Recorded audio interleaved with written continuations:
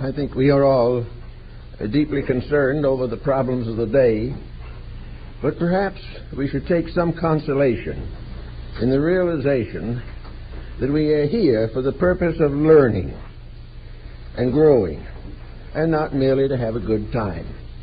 If it was a good time basis, it's been a dismal failure. From the most ancient periods of history, there's been nothing around but trouble. But trouble, it can be and is part of a great system of education. The average school child does not enjoy going to class and will find every possible way of avoiding it. The same way the adult person does not wish to be burdened with responsibilities and problems. He has finally become accustomed to accepting some of them. But whenever the condition or situation gets a little too complicated, his first thought is to move out from under it and let somebody else worry. Now, we have also set a very bad example. Some people say that history doesn't mean anything and that we don't need to look back upon the past to find out what lies ahead. But in actual fact, history is tremendously important if we really dig into it and find out what it can mean to us now. History tells us the whole story. It tells us why we are what we are and how we got here and what is the matter with what we are doing now. This is all clearly set forth because all this has happened many times. We are not the only civilization that has been in trouble. In fact, we cannot find one that has not been in trouble. And the troubles nearly always result from individuals breaking the simple rules of right living. As long as we break these relentlessly, we are going to be in this kind of difficulty. If we keep on breaking them long enough, our difficulties will increase and will become, perhaps in the end, unbearable. We don't know, we hope not. Now, the problem of today is that the individual has always depended upon certain supports to make it possible to live a good life in a confused world. These supports have been idealism, the realization that there is a good reason for things, and that there are hopes if we will deserve them. Idealism has always been that part of wisdom which impels us to self-improvement and the recognition that good rewards are the consequences of right conduct. The second problem that involves us today is atheism. Atheism is a very serious phase of materialism. On the level of industry, politics, and sociology, we are more or less materialists.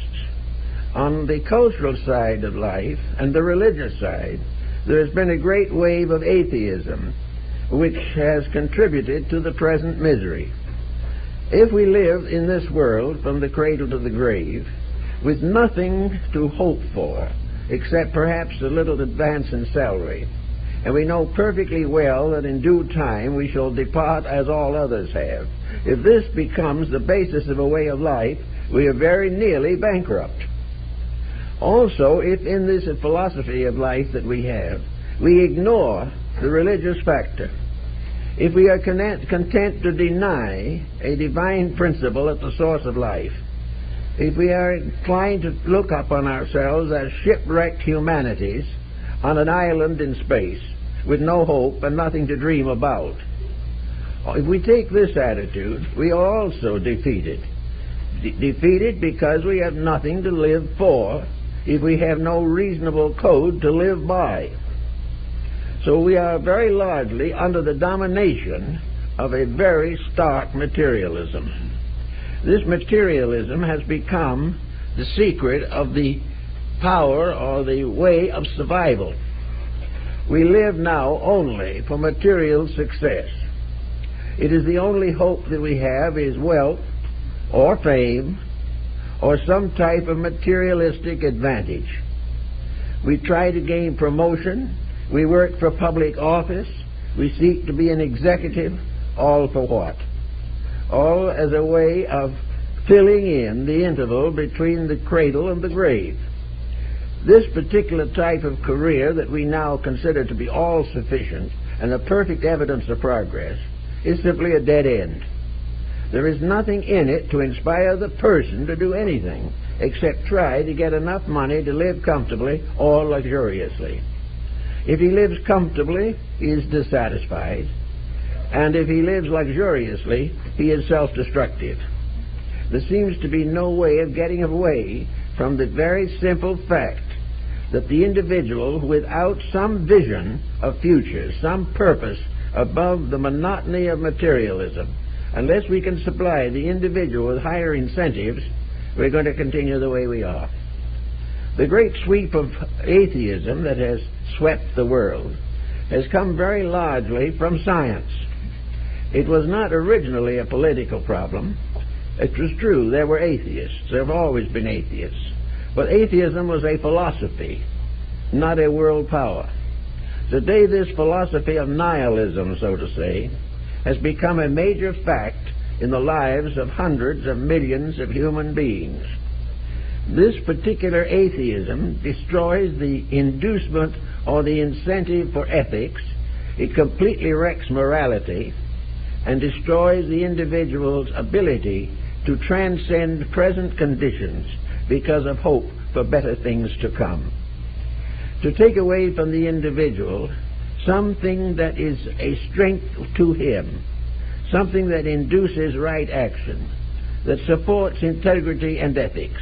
Take these things away as meaningless and useless, and insist that the individual will go down to sleep forever and no one will ever care what he does or what he has done. This is gradually undermining human civilization. It is destroying any purposeful reason for progress. Now, we talk of nothing but progress, but to us progress is nothing more or less than bigger and better computers. Progress is nothing but the advancement of the materialistic activities in which we are now engaged. And even among us, there is this very definite suspicion that this kind of progress is slowly fading away. That the progress which results in nothing but physical, economic complication is not an answer to the human need. We can make bigger and bigger computers, but if we have smaller and smaller people to run them, we will gradually come to the point where we will expect the computer to think for us.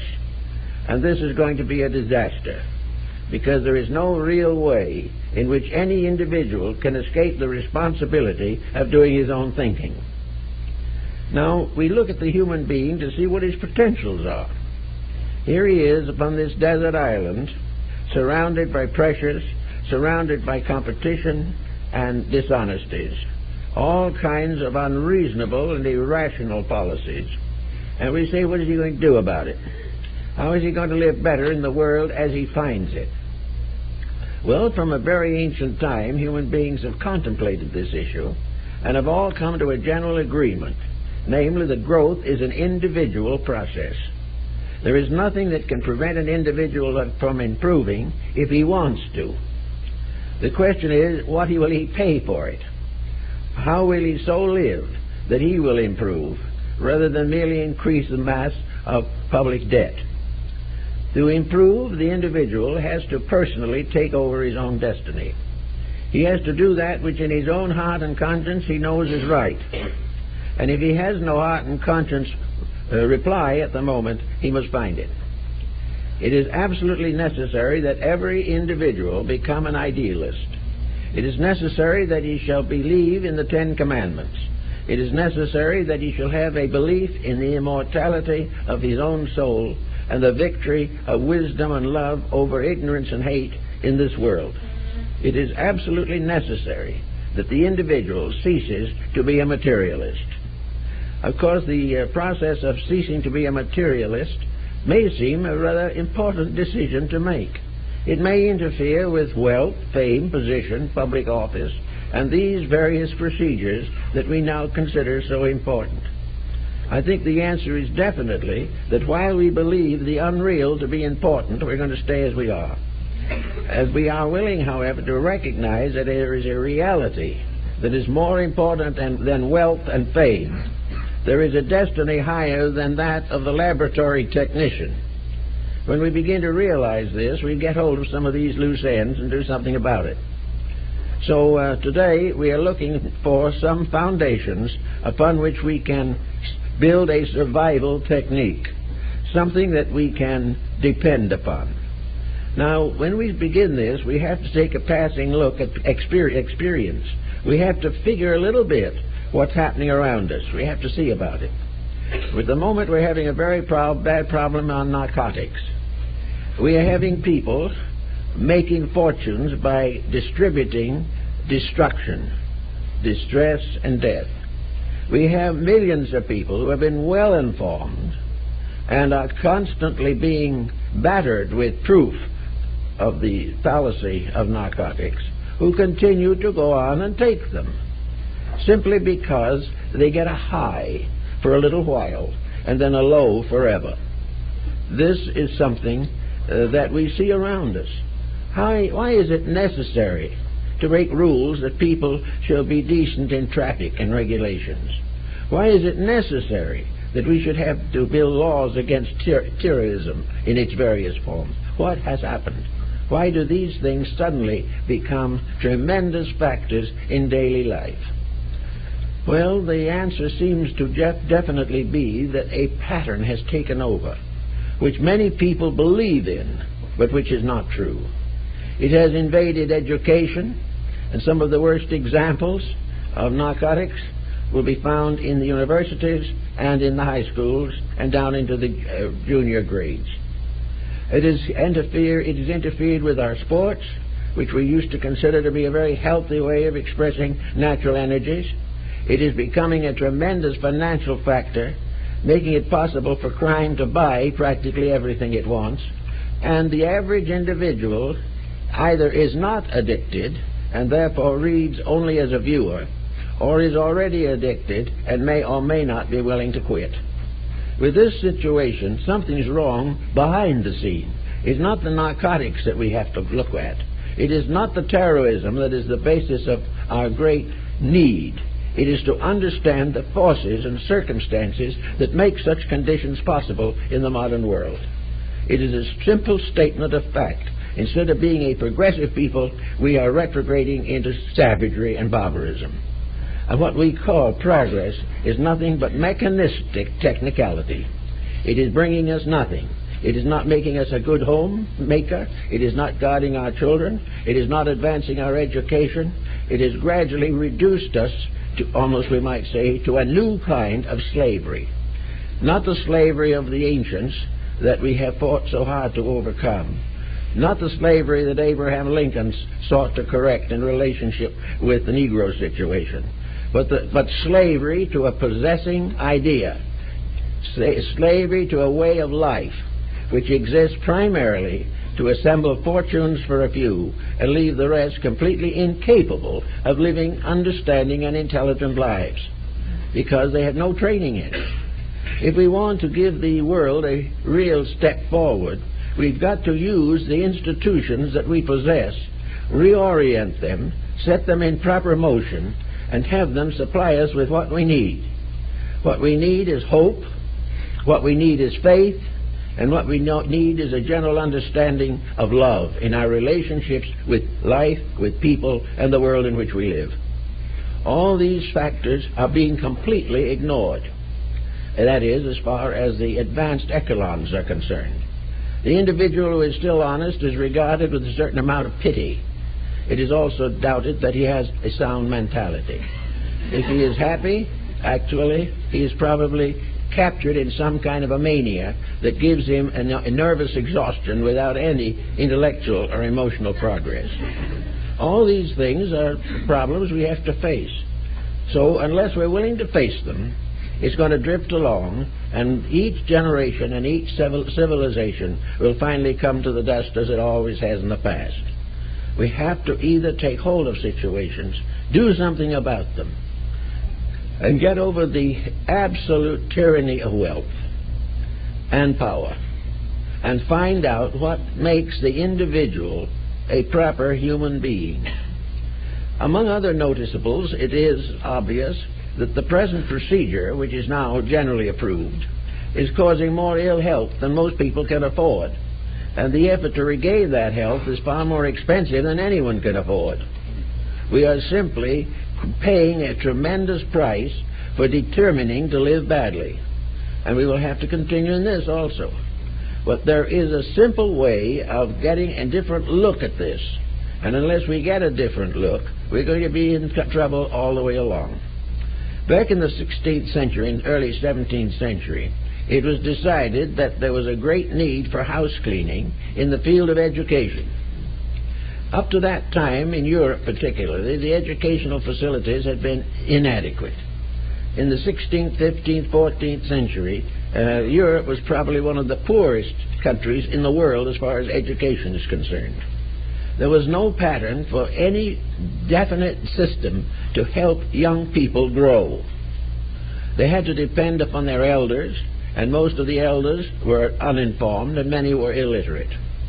So this problem brought to attention the need for a different schooling system, something to give children an education so they could get on their feet, so that they could correct the mistakes of some of the previous generations and build a better world in the course of years than the one they came into. In this particular situation, it was resolved by the first educators of the modern world that primarily education had to be a structure built upon the foundation of ethics and dedicated to the proving of ethics. It had to be something that made ideals more important. In education today, the great need is still for ideals. The educational system, which carries the average person through the high school, is deficient.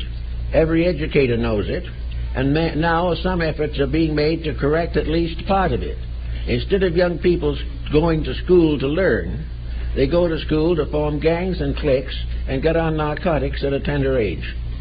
This type of thing is partly due to the fact that the whole system of the raising of young people is wrong. It is false, and it is simply a byproduct of the selfishness of adults, and also, of course, the lack of vision of the social structure. So if the school started in by simply pointing out that the beginning of a good career was ethics, and proved conclusively that the real reason for science is not to put ships in space. The real reason for science is to help every individual to understand himself, and through the understanding of himself to build a better life, because science proves that this understanding is true. The real reason and purpose for science is that it shall build a solid foundation under the hopes of the race, and not settle back to problems of competitive exploitation. The reason for science is that it shall show us how to live. And to show us how to live does not require years and lives of vast research, because when the vast research is all finished, man is still born, man suffers, and man dies. Therefore, the purpose of a living science is to come in and help to build a foundation under dreams, to make it obvious and provable, as they could if they wanted to, that there are rules in life, perfectly scientific, that if kept, will bring the human being into a security he has never known, and if broken, will leave him where he is. So science has to become idealic. Education has to idealize. It has to put values above wealth.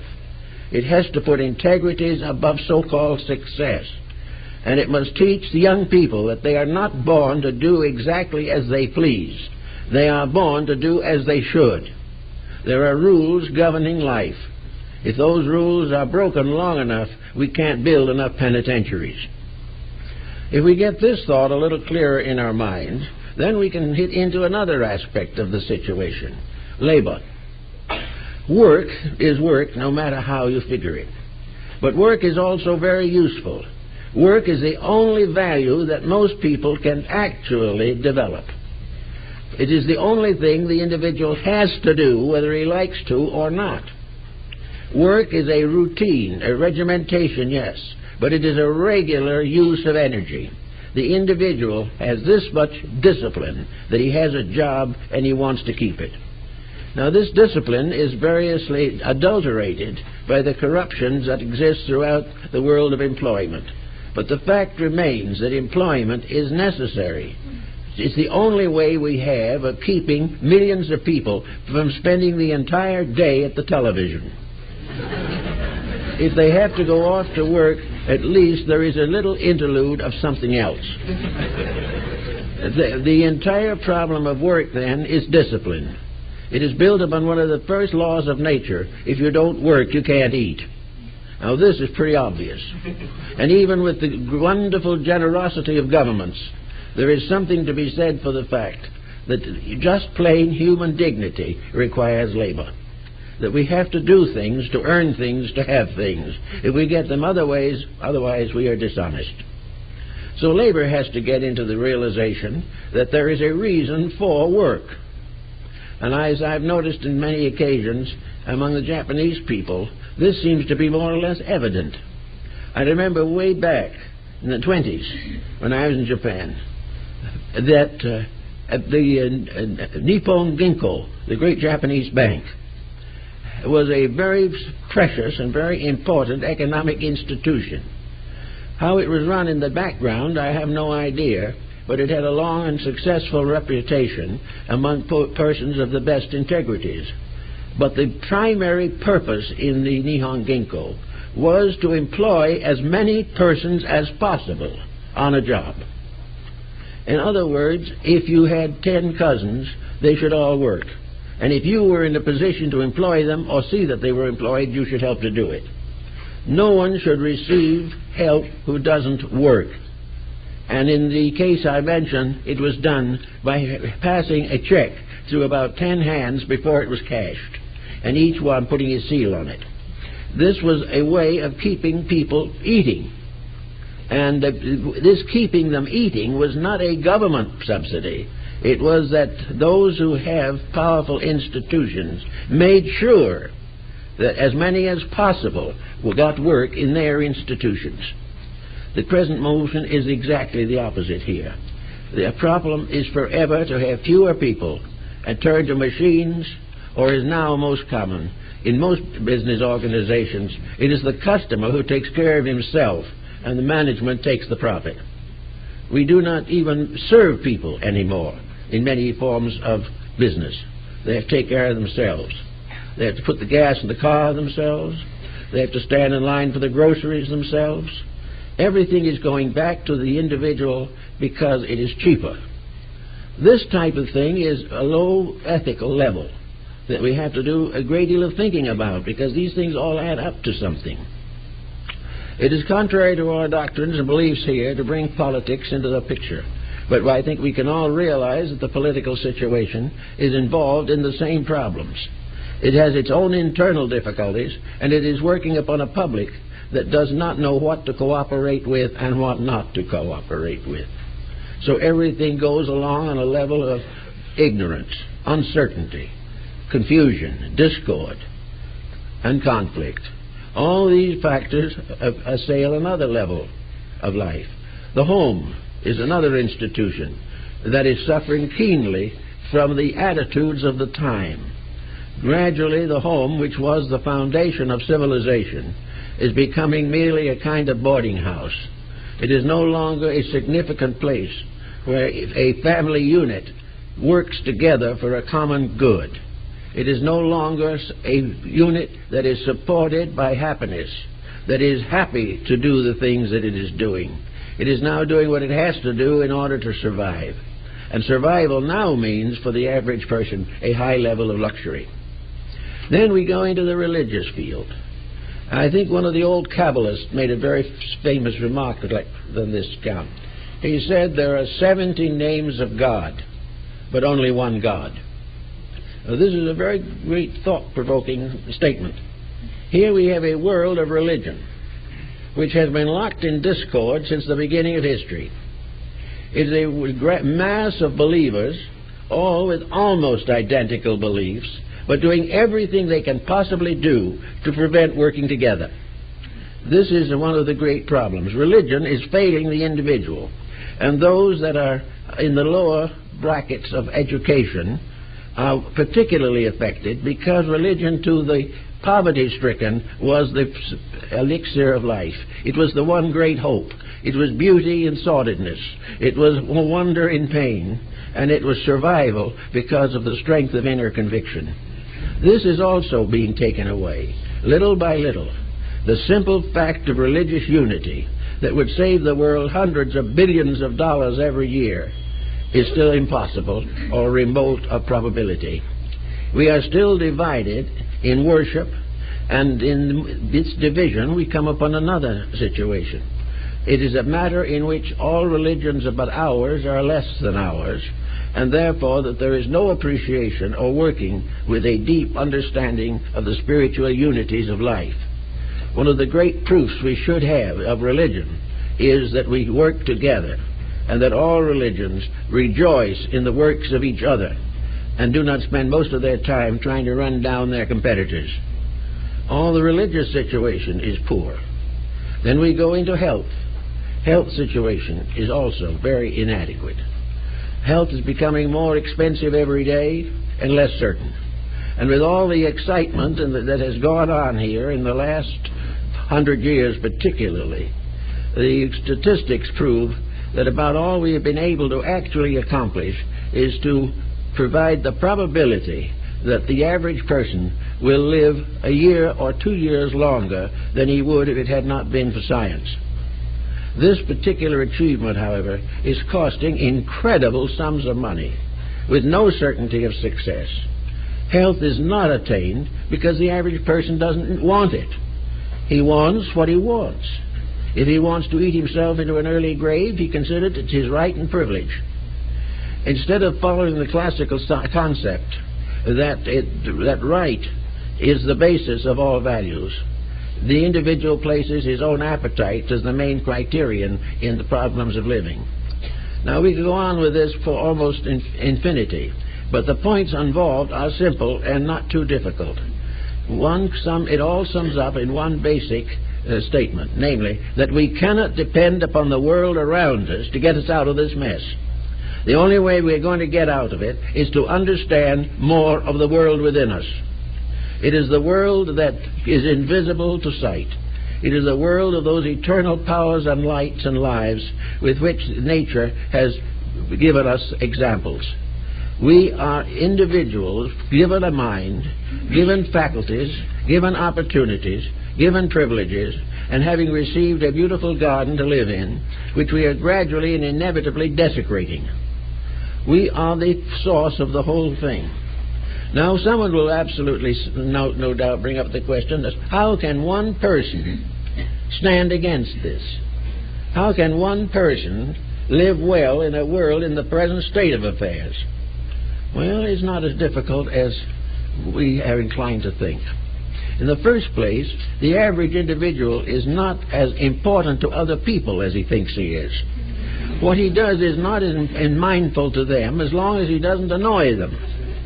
Therefore, if he wishes to live a little better, the majority of humanity will not even notice it. He can have his own code of life, at least in the Western world, with a reasonable probability of being able to live it without unreasonable complications. It is not necessary for the individual to conceal his integrities. What is necessary for him to do is to develop them so that they are functioning in his own life. There is no earthly reason why any individual has to become a drug addict simply because there are 50 million of them floating around the country. He does not have to follow the poorest and the weakest if he must have a peer group. He does not need to do any of these things with which his life has been burdened. All these problems, it does not become necessary for him to be an activist or a terrorist. It is not necessary for him to be the richest man on the planet. All of these different excesses, whatever they are matters of personal choice. And in every case, a bad choice ends in an unhappy life. The individual has to finally cope with something that no scientist seems to be able to discover, and that is the source of the small, still voice inside of himself. The individual has conscience. The individual has within himself a realization, maybe faint, but it's there, of values, a realization that he is a person capable of a life, capable of having important contributions to make to society. He is a person who has a limited but inevitable individual sphere of influence. He is perfectly possible for the man to be a good father, and it is perfectly possible for the woman to be a good mother. The only problem is, in all these things, the temptations to escape responsibility in the fulfillment of pleasant purposes, so-called. And yet these pleasant purposes all fall apart if they are not genuine and right. All around us are people getting themselves into trouble every day trying to be happy. There are also others that are in trouble already every day and are trying to get out of it. All this comes up to a very funny style of affair, in which the world slowly looks more and more like a lunatic asylum, in which ordinary common sense, honesty, judgment, and integrity simply disappear. They fade out in favor of things that are of no value whatever. Most of the ancients have left us with a very conscious thought that the claim or proclaim is of very little value. The individual can claim anything he wants to claim, but his conduct and his life are affected only by what he does. The individual may claim anything, and this is one of the problems that afflicts religion. Over a long period of time, it has become obvious to me that most religious people believe in God. Most religious people have an ability to quote Scripture. They are also well-meaning, good-natured people. But they have not cultivated the inner spirit of a faith. They haven't even gotten far enough into the real meaning of religion to stop criticizing their neighbors. They haven't gotten far enough to forgive a friend or a relative for some real or imaginary injustice. They haven't gotten far enough to stop regretting the past and building toward the future. They have not forgot to gossip. They have not found a solution for what they call righteous indignation, of which there is no such thing. All of these problems show that somewhere religion has become words but not works. And the same has been true of law. The codes of countries, the declarations of independence, the Magna Carta, the Justinian Code. These have been codes which have been generally accepted. But there is hardly one of these codes that has not been violated almost before the ink was dried. All of the good things of life are accepted as real, but it is assumed that somebody else is going to live them, not ourselves. We want to do what we want to do. And as one man said to me, so help me, I'm going to. This is the problem of the moment. This is the thing we have to try to do something about. Our greatest resources are two. The trouble we're in is one of the resources of improvement. The other resource is the internal capacity to grow. There is a way by which any need that we recognize can be achieved in ourselves. There is within our powers to think straight. And while that thought may not be necessarily highly scientific or highly economic, the thought can be and is sufficient to our need if we will use it. There is no reason why anyone in this world today should not know the difference between right and wrong. The difference between right and wrong, however, is modified by selfishness, cupidity, and even terrorism. We are not willing to live up to what we really believe and know to be right. And because of that, we are always in the trouble. Now, as we go into another year, decade of time in this world, we see more and more evidence that is frightening. Now, to be frightened, an individual must have something to fear. And he fears the wrong thing. Instead of fearing world wars and nuclear fission, he should fear his own inability to conduct himself with proper consciousness in the daily events of living. The fear of the person to become terror, to become uncontrollable, to lead to panic, has caused what we call terrorism in many instances and supported it in others. We simply are unable to be ourselves. Yet, if we believe any of the major religions and philosophies of the world that are worth believing, we will realize that the individual is always the master of his own destiny. Regardless of what he goes through, regardless of his responsibilities and all the things that hamper him, the individual is himself and can be his self. The trouble is, he is himself now, but it isn't good enough. He's got to improve these relationships, build a more complete and fulfilling destiny for his own kind. Man is the highest species of life that we know. That is, it is visible to our common understanding. And it should be doing better than it is. It should be capable of leading the person into the proper fields of activity. It should enable the individual to say, honestly, this is not what I would prefer to do, but this is what is best for me, and do it. We have all kinds of opportunities, and I think the main thing we have to do is to take on something as though we were taking a cure for dope addiction. The way we're living is more or less in a state of constant addiction. Addiction to things that are useless, worthless, and destructive. We think we're doing pretty well, and many people are doing better than we know. But unfortunately, they are not given recognition because the opinion makers are not the ones that are doing the best work. The opinion makers are trying desperately to perpetuate chaos instead of finding a cure for it. And for this particular reason, we cannot expect to be appreciated for what we do. Then another problem is one of rewards. Let us imagine for a minute that we do try to think it through and see what is best for all concerned.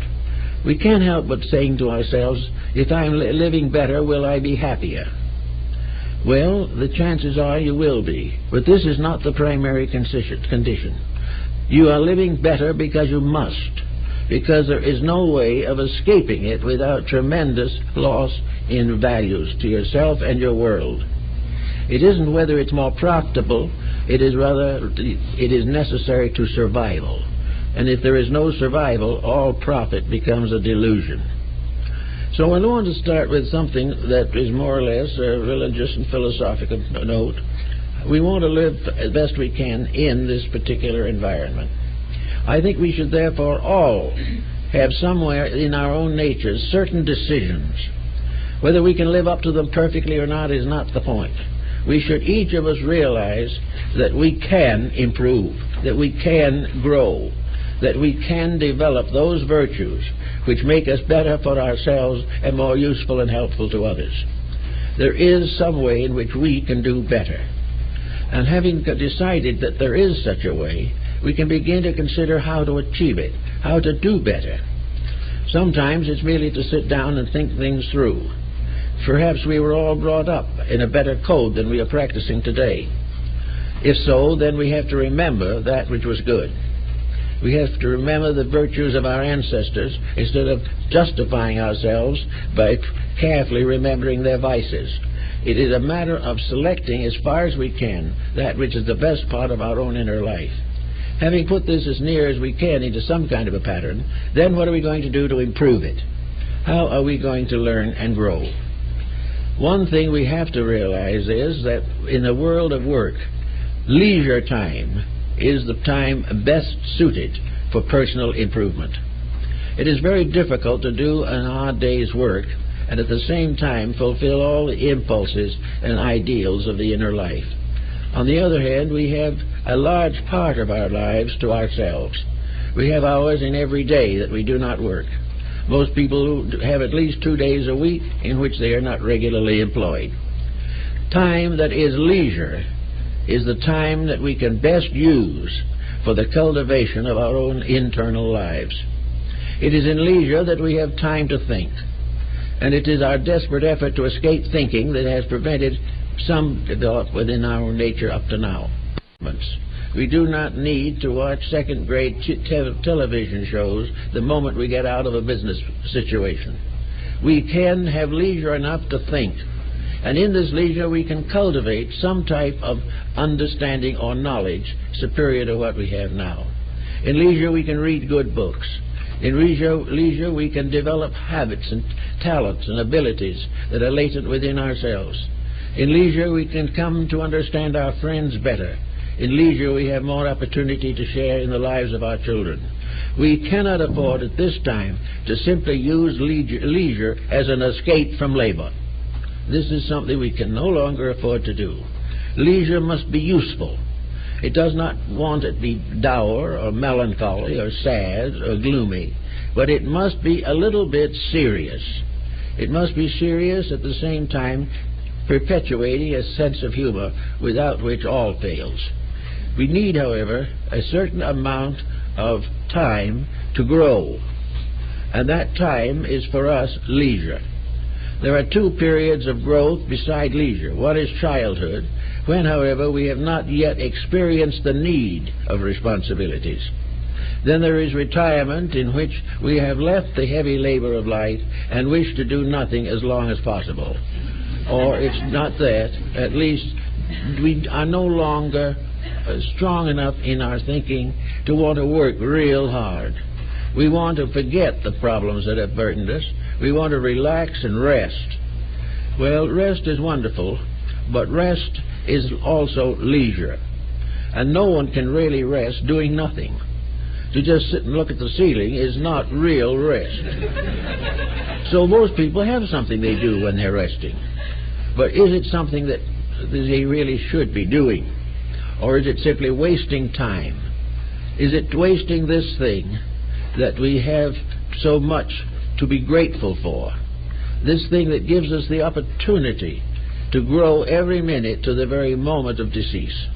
No matter how old we are, we can grow some way, do something that is of value, or contemplate our own lives in terms of estimating value and using our own career as a textbook which will help us to understand life.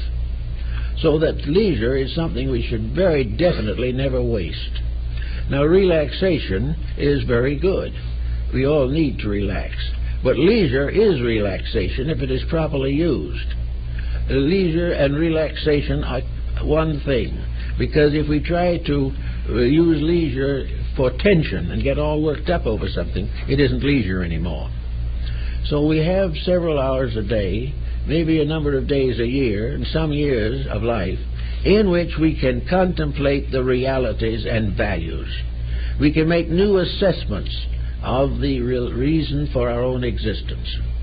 We can begin to develop various overtones.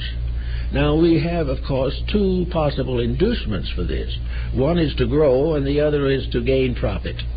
Many people use leisure time to create new business organizations, or to manufacture products, or to become involved in some type of profitable occupation.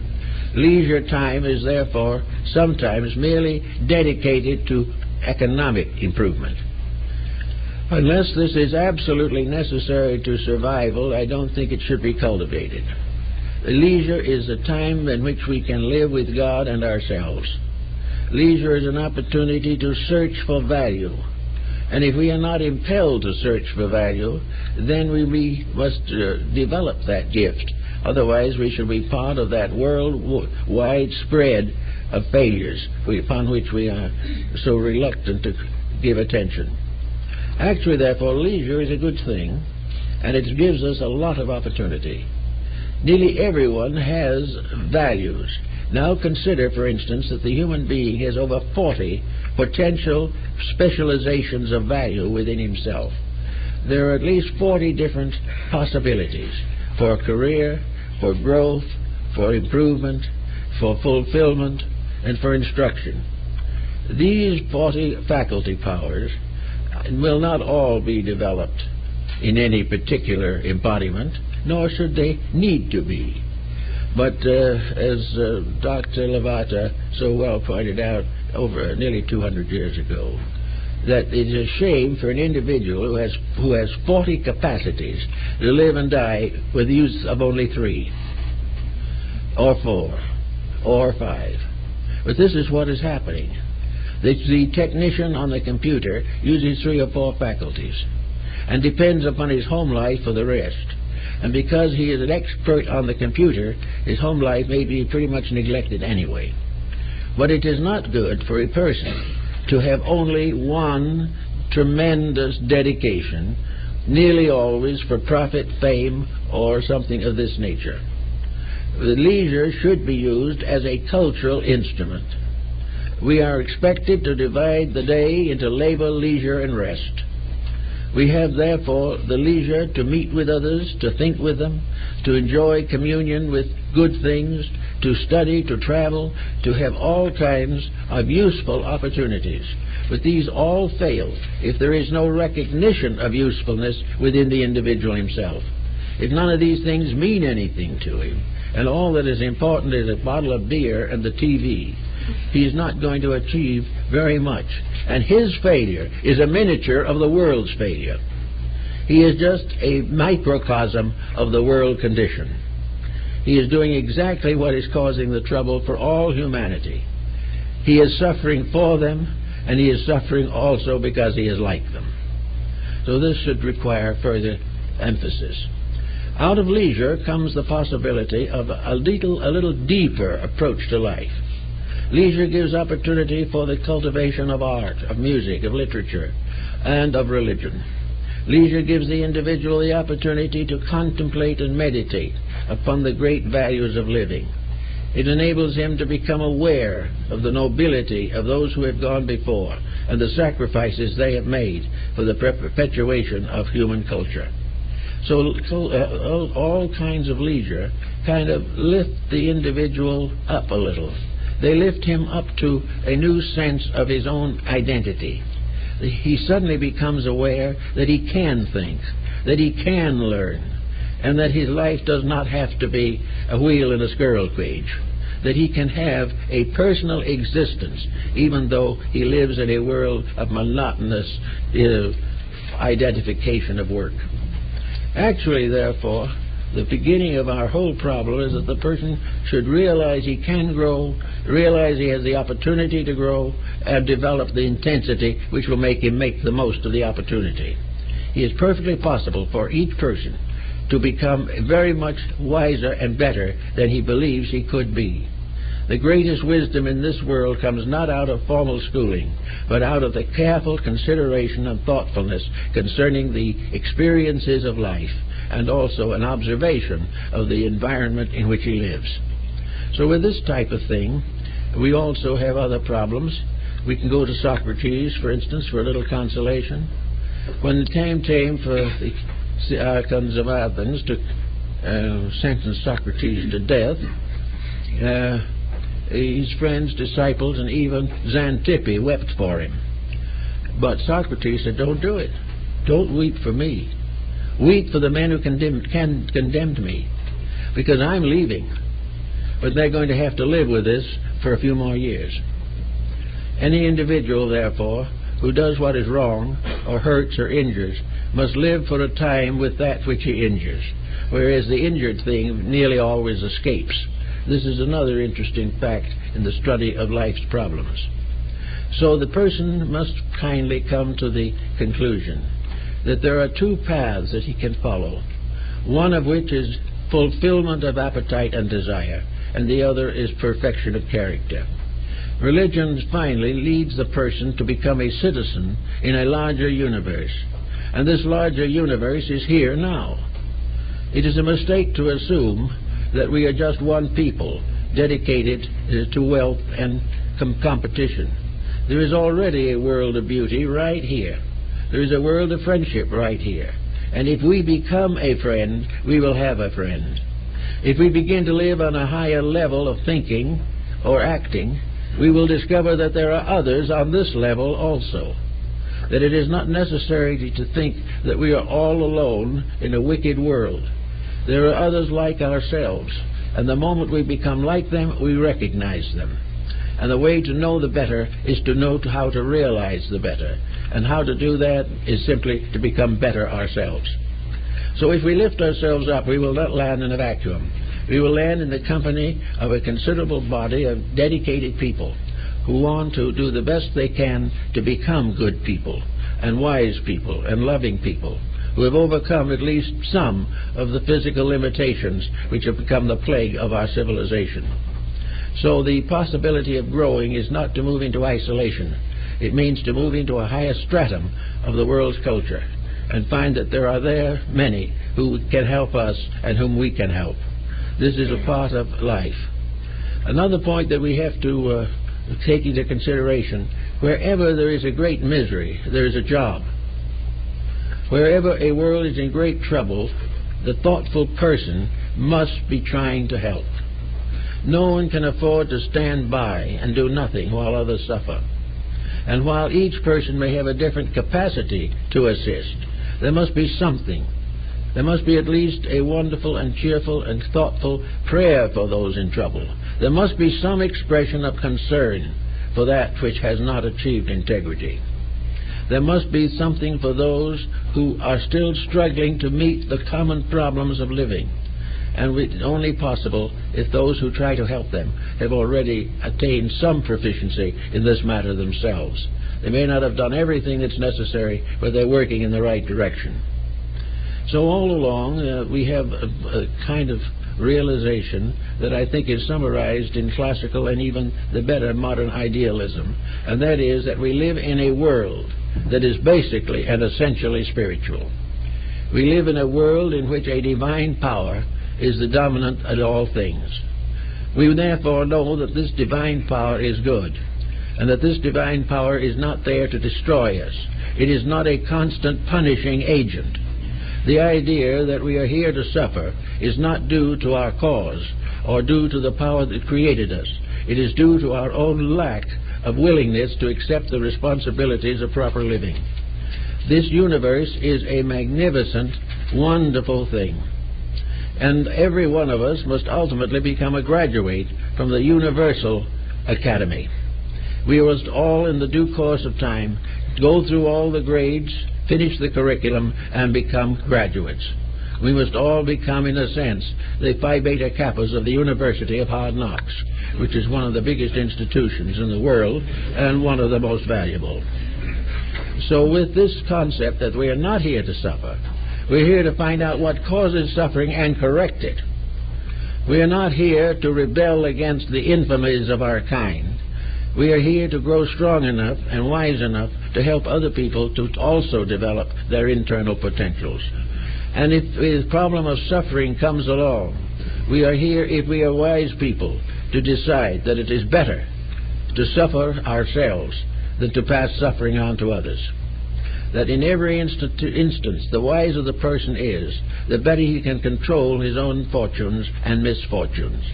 It is no longer necessary for him to lean helplessly upon others no wiser than himself. As he looks through his assessment of values, he can find out where his courage lies, where his hopes are, where his faculties support him. And if he finds that these things are not good enough, then he must impose upon himself a self-designed curriculum.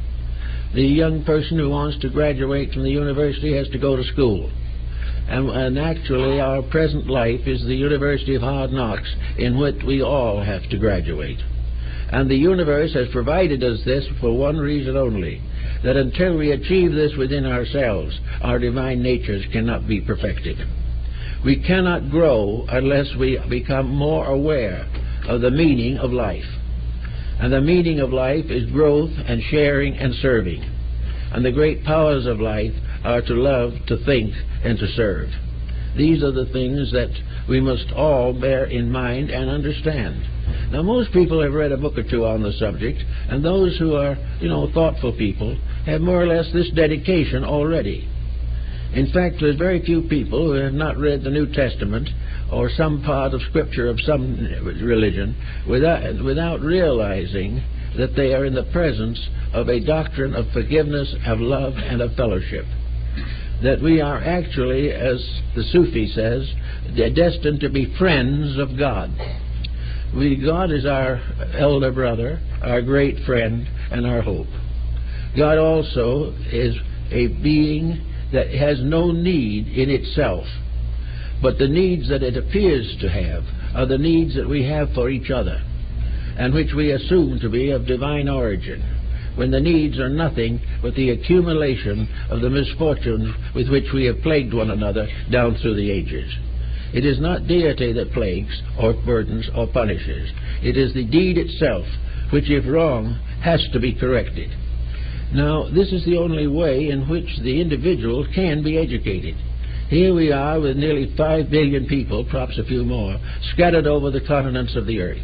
It is impossible for any system of knowledge that we know, or any university, to be large enough to educate them all. And it's even more difficult because of language, of race, of interests, locality, environment, heredity. All of these things have to be taken into consideration. So it is impossible to create a school great enough to teach everybody. And of course, if one tried, there would be an immediate warfare and conflict and a great turmoil, with everyone mad at everyone else.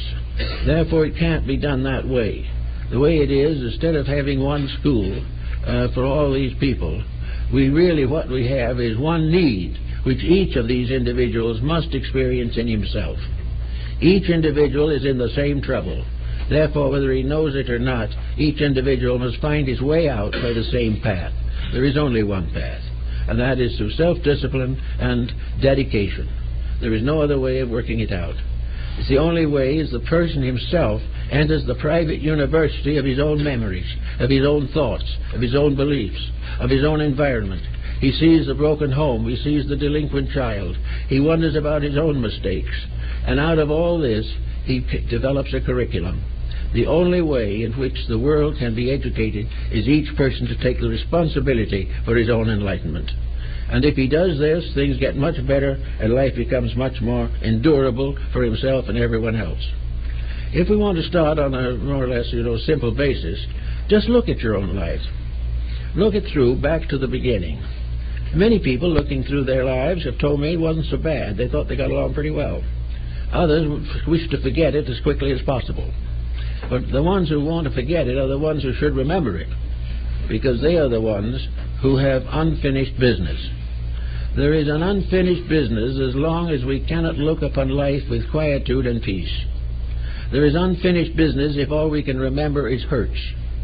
There is unfinished business as long as we hope to revenge ourselves for something, real or unreal. There is also something wrong if our sorrows are involved in things that are not important. If our lives have been destroyed by loss of money, we are in a pretty sick condition. All of these things we have to weigh by going back and seeing just what we were and what we were doing. Going back as early as memory permits.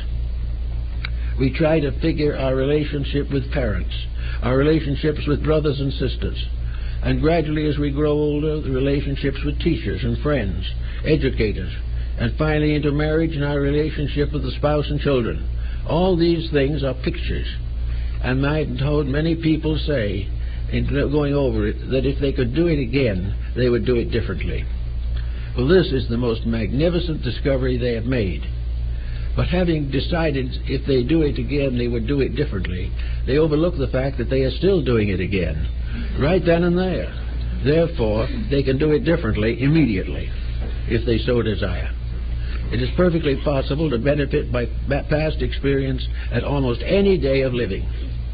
Most of all, people will begin to discover that a great deal of sorrow was unnecessary, that they regretted the things that should have been overlooked or forgotten in the beginning.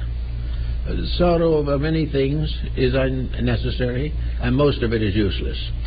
We have to realize that sorrow is a human reaction, which we will keep. It will be there, but also in every case it will be gradually made into a beautiful memory of some kind.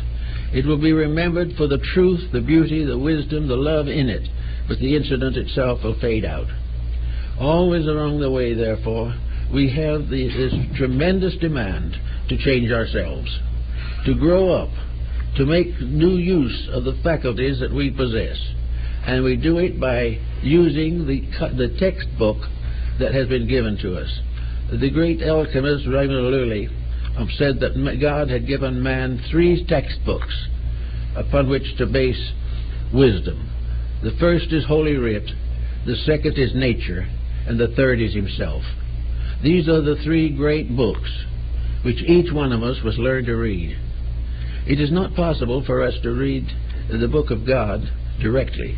Therefore, we have to read it through Scriptures. And these Scriptures are the records of sanctified, thoughtful, and dedicated persons who have had the highest and most noble motives that we know of in humanity. The second, of course, is nature. That was how Lao Tzu became a great philosopher, sitting by the side of a hill and looking out upon the beauties and wonders of the world. And he saw nature unfolding. We can do that today, but the moment we do this, we find out something that perhaps Lao Tzu could only intuit. We find out that nature is a fulfillment of rules, that nature in its own way is constructive, beautiful, and fulfilling, that everything that is necessary is there. Every instinct in the animal world is towards survival, security, and the fulfillment of the laws of the kind, whatever they may be. The human being, with his own book, has all kinds of texts to study. He knows what attitudes make him sick. He knows how worry has given him a stroke. He knows how poor nutrition has endangered his heart. He knows all the physical rules that he should live by. He knows that while he may not wish to be a diet victim, that he will have to be a student of physical nutrition if he wishes to have the maximum efficiency during the years of his life. If he does not do this, then he will have to face the difficulties of his own neglect of the rules of proper conduct. Then, of course, not quite so visible, is his inner life. But while it is true that he will accept that certain things that he eats will make him sick, he has never been willing to recognize and understand that certain feelings make him sick, that certain attitudes make him sick, and that he will continue to wreck the physical by using and misusing the powers of the metaphysical adversely. Also, then, he will also find that he can have a sick mind. This doesn't necessarily mean that he has to be institutionalized as a mental patient. A person has a sick mind who is devoted to fear, grief, and unpleasantness, who is highly competitive, who is critical of those around him, all that type of thing. If he is always on edge, if his temper is uncontrollable, if he is a nuisance to other people, he will be a danger to himself. This is another one of the facts of life that we all have to learn. But because he has a mind that can make him sick, and he doesn't have the physical pain of physical illness, he pays no attention to the mind. He just considers that it's quite possible for him to be unpleasant if he feels like it. Well, other people are. Why shouldn't he be? So other people's mistakes become a justification for our own, and this itself is 100% erroneous. But actually, the individual has these other forms of illness which arise from misuse of faculties. The brain, for example, is a rather handsome little fellow, if you can find him. He is rather nice, too. And in fact, he can become a spoiled child in our keeping. He can be actually a habitual criminal as far as that's concerned. The mind can be all things. But the mind is also there. If we use it well, it supports the emotions and protects the body. If we use it badly, it destroys itself and destroys the emotions and body with it. The mind, therefore, being the first superintendent and supervisor of our personal lives, should be brought into proper order. It must be educated not in abstract sciences, but educated in the problems of daily living. It must be a counselor that can always be called upon in need. It must be the most perfect and useful of all psychoanalysts. It is also a great possibility in the field of psychotherapy. The mind must keep us healthy, mentally, emotionally, and physically, and if it isn't healthy and is unable to do it, then we're in trouble, and we go out and try to pay other people to do it for us, and as a result we lose money. But we do not cure the trouble. So the mind is a part of our lives. It's part that requires discipline. It is something that we have to improve. We have to get a mind that is fair, honest, gentle, lovable, kindly, all these things, and it must also be addicted to common sense. It must be able to look at things that happen and see why they happen and accept it. We use the mind now largely to create excuses for our own misbehaviors. we find it easier to try to rationalize our way out of a problem than to solve it. This is, again, not solutional. With a little work, we can find that we can live today in this world as it is with a full realization that we are here for a reason, that if we didn't deserve to be here, we wouldn't be here, and that we will continue to suffer various inconveniences and emergencies until we make the necessary corrections in ourselves. If, in the course of time, therefore, it becomes evident that we are not going to be able to maintain a high standard of physical existence, that the time will come, and even the most optimistic person admits that the forests are going to give out, the water supply is short, that all these minerals in the earth are being depleted, and someday we'll have no more gasoline. All of these things cannot be solved by the blind hope that science will find a substitute. Things will improve only when the individual begins to conserve resources, where he doesn't waste them anymore, where he does everything possible to protect the well-being of all of his society, that he does nothing that will deprive others of their rightful parts in the facilities and problems of life. If he can get to this point of view, he will then find that his energies and resources will extend considerably further than they do now. We have to learn to live together and work together. We have to learn to be patient with the mistakes of each other. And we must learn to step in and take care of a job if somebody else can't do it. These types of thoughts begin to develop a model person. Then we can safely say that progress has meant something to us. Not because we sat on the top of it, but because we realized how poor it was and did something about it. Progress is not the advancement of the status quo. It is not the individual continuing to do what he's doing now and hoping to get away with it. It is not a problem of constant and eternal waste and extravagance on the basis of an absolutely bountiful deity who will always take care of him. These things are fallacies. What is actually necessary is that the individual right here builds the golden age that he believes is good, that we build our new world of reformations right now. And that was the basis of the great utopian dreams of the past, that there would come a time when humanity, through a common judgment, through just kindly and good-natured realization of facts, would build a world that it would be nice to live in. And not only nice to live in, but less dangerous, in which there would be no more war, and no more strife, and no more pillage, and no more religious intolerance, and no more backbiting and slights, petty crime and major crime, but that people would live together in a community of purposes, dedicated to trying to do a better job of living than they had ever done before, and resolved to continue to build a better world than they have ever known before. And instead of sitting back and saying how proud they are of our progress, that they will sit back and rather shamefully remark that it's too bad that we've had our delinquency so long. We can make a little bit of progress in these ways. And nature, always helpful. Never forget that nature is there to help. Is creating a problem situation today that is monumental. We probably will never face, or have never in the past faced, a world dilemma such as we are in now, which seemingly is, there seems to be almost no way out. But there is. Don't worry, there's a way out. But it is a very serious dilemma. And instead of saying, oh, this is awful, we have to say to ourselves, well, at least the divine power of things is mindful. And when we fail, the universal laws are going to step in and make sure that we succeed. And all of this misery is simply to remind us that for several thousand years of civilization, we've done it the wrong way. If we continue to do it the wrong way, we will continue to suffer. If, however, we learn the lesson, recognize the mistakes, and correct them, we can go on for a long time in a golden age we have created for ourselves.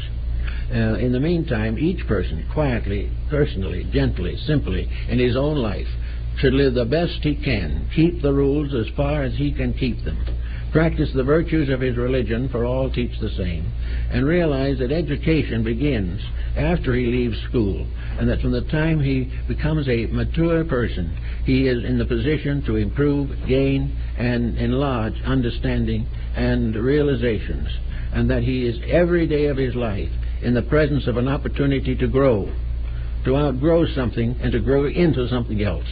that every moment that he is here is an opportunity to meet the challenge for which he was intended. And out of this, gradually he will observe something. If his temper is better, his blood pressure will be better. If his habits are more moderate, his health will be more vital. If his attitudes towards other people are more constructive, he will find a world of constructive attitudes headed in his direction. Whatever he corrects and does is going to be an end of some kind of misfortune, sorrow, pain, or trouble. He is going to be able to gradually learn that though there be many that fall upon the right hand and many upon the left hand, the just person cannot be moved. The just individual is not only thinking of the small span of his present life, but by establishing his integrities, goes forth into the unknown with a better hope. The more we are able to live well here, the greater reason we have to hope that we will be properly cared for after we depart. As long as we are willing to pass over into another life without any preparation in thoughtfulness and virtue, if, as most Orthodox people believe, we are going to God without any of our mistakes corrected, waiting for the bounty of heaven to cure us, this, I think, is going to prove a disappointment. It should be a disappointment. In fact, it is the only disappointment. Now, if that happens, by any chance, we are not going to be eternally punished. We are just going to be reminded that we've played hooky, that we very carefully avoided the lessons we were supposed to learn. And when a child insists on avoiding the lessons that are supposed to be learned or are necessary to him, there's one answer: send him back to school. And if the situation gets so that we get out of this world without doing something about it, we'll be back, and we will be back to correct the same faults we face now. We were not going to have new faults unless we get a few new ones, and very few that we haven't tried already. But we will find that if we don't do something now, we have no hope of getting any better. And I think that this is a more useful attitude than the materialistic attitude of science, that we begin with a drop of life and end at an ash at the end of it all. That there is nothing beyond or before. Whereas the fact is, there was much before, and that's why we're here. And there's much beyond, and that's why we'll probably be back. But whatever it is, the sooner we learn to think straight, the more pleasure and helpful and useful life will seem, and we will be able to achieve. The better we live now, the better our destiny forever. We never have to face the same problem twice, because the moment it is solved, it is no problem. And if we keep on solving old problems and not making new ones, one of these days we're going to come out even with the laws that govern the universe. And we're going to discover that we live in the best world we will ever know, the most just creation that we can imagine, under the most benevolent powers that can be conceived of by the most abstract theologian. All is well as far as it goes, but at the moment it's not going far enough. Therefore we have to do a little better. In the meantime, we hold good thoughts for each other, and we preserve our dedication to the divine power that rules all things.